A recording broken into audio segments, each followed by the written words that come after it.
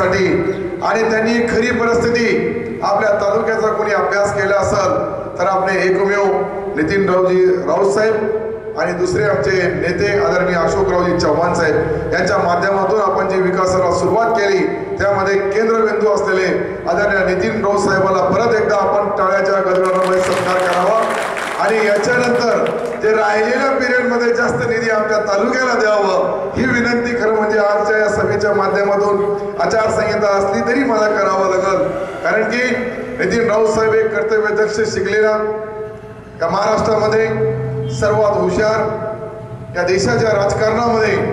आपल्या राज्याची भूमिका त्या देशाच्या कृषी मंत्र्यापासून तर जलसंधारण मंत्र्यापर्यंत मांडण्याचं काम ते रमेशजी जयरामजी रमेश असतील त्याच्यासमोरही मांडताना मी आदरणीय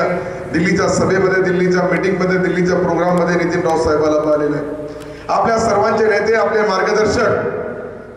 त्यांनी या सिल्लोड तालुक्यामध्ये नव्हे या जालना जिल्ह्यामध्ये प्रचाराची धुरा त्यांच्या खांद्यावर आहे असे आदरणीय प्रभाकररावजी पालोदकर साहेब आमचे मित्र आपल्या सर्वांचे परिचित असलेले युवक काँग्रेसच्या काळापासून तर आतापर्यंत